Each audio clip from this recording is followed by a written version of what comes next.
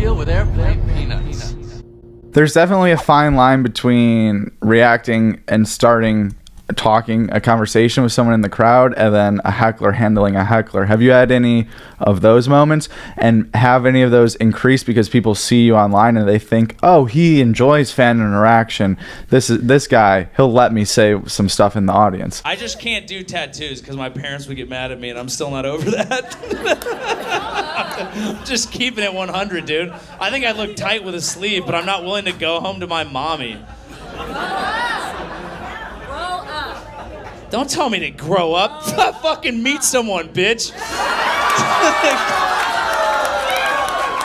I'm engaged. I found the love of my life. No tattoos. Fuck with me, lady. It's not the day. It's not the day. Yeah, I don't think I'm big enough yet that people have like bought tickets to come fuck with the shows, and so hopefully that doesn't happen because like I said, I really I like it to be reactive and natural.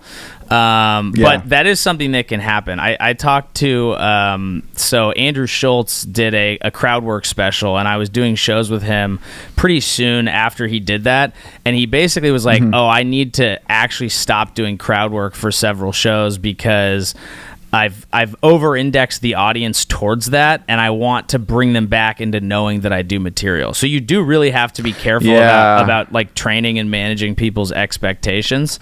But I haven't had too many issues with it. There's a phrase that was passed down. I don't remember where I heard it. I certainly didn't come up with it, but it's kind of a comedic maxim with hecklers, which is if someone's really disrupting the show, like, you want to give them enough rope to hang themselves, is the phrase. That makes sense. And it's basically like, let them be annoying before you jump down their throat. There's way too many comics who've been told, oh, I can just shit on a heckler. And so the second somebody does, like, even well-intentioned does something out of school, they're like, what the fuck is wrong with you? I'm gonna fuck your mom. And you're like, oh my God. Yeah.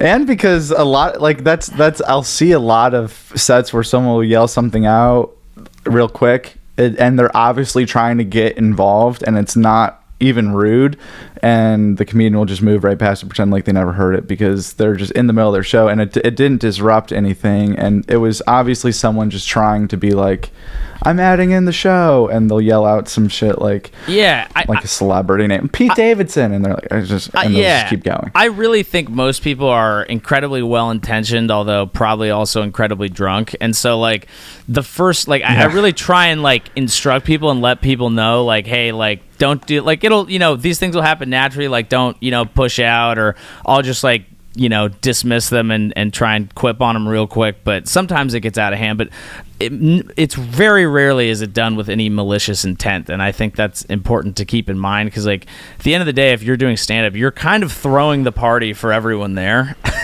And so you want to make it fun for everybody, and if someone's out of hand, you want to have a light touch, I feel like. What do you do for work? Sports, data. He just said sports, data. All right. 2 words that make me feel like you've never had sex in your life. Sports data. You ever seen Moneyball? All right, I work for the A's. Like, you kind of, do you help set lines and shit? Yeah, we get... Oh, you're the motherfucker behind all this. Whenever I'm like, Vegas is good, they got a hot tip. It's him over there crunching fucking numbers. How do you know this shit, dude? There's a lot of people smarter than I am that do that. So what do you do for them? You janitor? Oh, no.